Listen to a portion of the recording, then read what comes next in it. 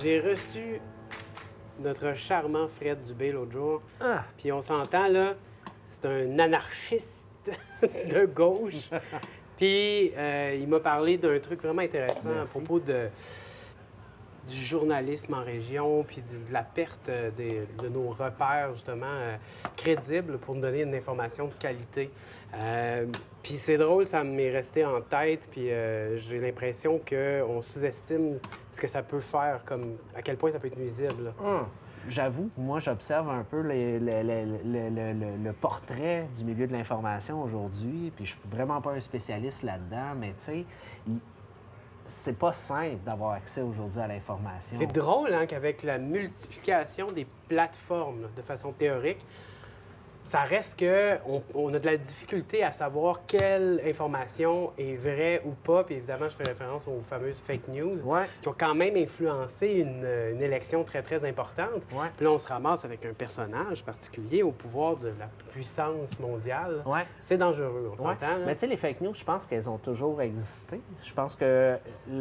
Il me semble aujourd'hui que l'information est un objet qu'on utilise pour nourrir une machine à faire... Bon, on fait des grosses caricatures, mais un peu à faire vendre. Je pense qu'on le sait, les journaux ont toujours fonctionné sur le modèle de la publicité. Il y a toujours de la publicité, mais on a toujours eu l'impression quand même qu'il y avait une certaine neutralité conservée là-dedans. Mais il me semble qu'il y a une accélération aujourd'hui parce qu'avec le web, avec la multiplication des plateformes, tout le monde se bat pour avoir ton attention, puis mon attention. Puis... c'est comme ça que l'argent se fait. Je veux dire, si on réussit à capter assez longtemps ton attention, on va te vendre une publicité, on va pouvoir vendre une publicité qui va générer des revenus. Fait que, tu sais, dans tout ça, bien, ça crée beaucoup de bruit. Qu'est-ce qui est vraiment une information pertinente et de qualité? Ça prend des yeux aiguisés. Bien, parlant d'yeux aiguisés, j'imagine que dans un lieu où est-ce que c'est le temple du silence, tu dois avoir moins de bruit. Je te vois avec des ouvrages, il y a des choses qui ont assez de recul sur tout ça pour pouvoir nous proposer une information de qualité. Mais tu sais, moi, je pense effectivement que le milieu du livre puis que les bibliothèques, c'est encore un endroit où est-ce qu'on essaie de départager, tu sais, qu'est-ce qui est une information qui a de la qualité pour la qualité de l'information, puis qu'est-ce qui est une information un peu plus spectacle. OK. Donc, c'est pas juste de dire c'est bon, c'est pas bon. Non, parce que tu sais, je pense que on peut pas évaluer une information en étant... tu sais, les positions sont multiples. Là. Tu peux avoir ton opinion, toi, sur des enjeux qui sont très, très importants. Puis moi, je vais avoir une opinion différente. Je pense que l'important, c'est d'avoir accès au spectre des différents points de vue pour pouvoir te faire une idée toi-même. À un moment donné, ton esprit critique, elle a besoin de se nourrir. Ce qui fait que, tu sais, si un livre a été sorti pour rentrer dans le corps de Amir Kadir, même si je suis pas d'accord avec la position, on va quand même... en tant qu'espace d'échange, puis de communication, puis de démocratie, permettre ce point de vue-là. Je pense que vous avez aussi accès à des ouvrages qui, justement, ont pris plus le temps que dans une nouvelle qui doit être sortie rapidement. Je pense à des trucs comme tu as amené. Là. Ça m'intrigue énormément.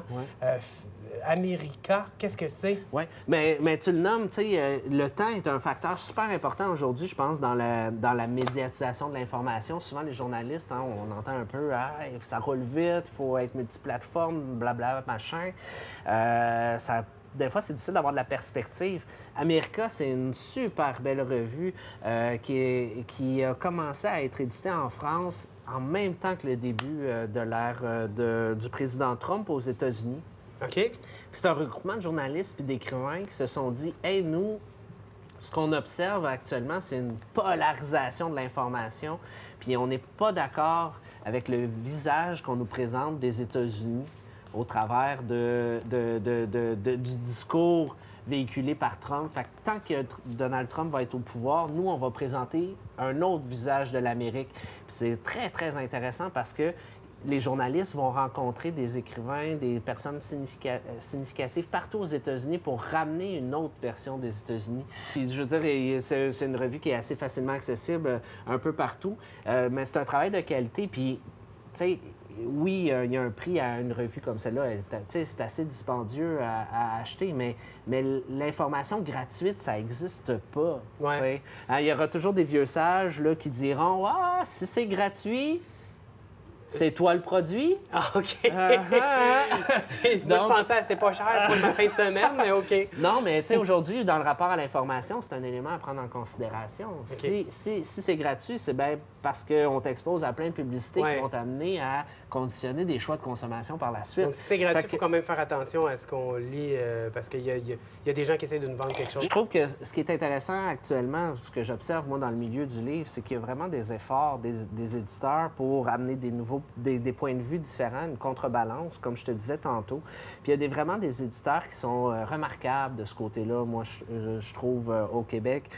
Notamment Éco-Société puis Luxe, qui sont comme deux petites maisons d'édition un peu champ gauche, mais qui vont vraiment aborder des sujets qui sont très sensibles, souvent pour lesquels on a l'impression d'être un peu exposé à plus une propagande des sources d'information. Donc, ils marchent sur la ligne presque de l'essai, mais ça permet de souvent remettre en perspective des enjeux, comme il y a Alain Vadeboncoeur, notamment, qui a publié sur la santé, mais il essaie de poser un autre regard sur le milieu de la médecine qui fait un peu abstraction de contrepoids au poids des lobbies, par exemple, OK. des milieux pharmaceutiques. Donc, essayer d'amener une perspective différente sur des enjeux qui sont fondamentaux. Puis tu sais quoi? Ça peut même être le fun. Penses-tu? Je te jure! Mais aussi, on va essayer ça, voir. Parce que, écoute, là, je te parle d'essais, mais il y a des éditeurs qui travaillent à changer, à utiliser des codes du divertissement aussi oui? pour passer de l'info. Ici, hein? Une petite revue super intéressante, la revue dessinée. C'est une revue publiée en France qui a une approche de reportage. Mais donc, tous les reportages sont faits en bande dessinée. Donc, ça permet d'amener un autre regard sur l'accès à l'information. Donc, combiner l'information et le divertissement, mais vraiment pas dans un but de te rendre un bête consommateur aliéné, mais t'aider à penser par toi-même. Ouais, en fait, puis à te positionner face à des questions complexes. Premièrement, ça, c'est de la BD. Yep. Fait que c'est relax. Il y a plein de couleurs, il y a plein d'images. Absolument. Mais il y a aussi des chiffres. On apprend des choses dedans. On le voit tout de suite, là. Mais il y a plus que des chiffres. Dans celle-là, moi, je trouve ça super intéressant. Il y a un reporter qui a fait une infiltration dans un abattoir. Puis il fait un reportage sur comment ça se passe dans cet abattoir-là. Ah oui, hein? Je sais pas, dans les médias québécois, combien d'opportunités tu as eu dans les 5 dernières années d'être informé un peu des procédures, du procédé, d'une chose aussi vrai commune qu'on que n'entend tout pas notre parler. comptoir de Ouais, boucherie à l'épicerie. ouais. Ben, c'est intéressant de voir comment en France ça se passe. Puis, bon, oui, c'est impressionniste. Tu fais de la BD, là, tu as un message à passer, mais ça donne accès à l'information dans une forme beaucoup plus ludique, vraiment intéressante. Moi, je suis vendu. Il y a un article ici qui parle de l'appellation bio, entre autres en lien avec les vins bio. Est-ce que c'est vraiment bio ou pas? Ça y est, j'achète, je lis ça ce soir. Je suis désolé, tu vas repartir avec tout le reste, mais pas avec ça. C'était vraiment trop facile. Merci.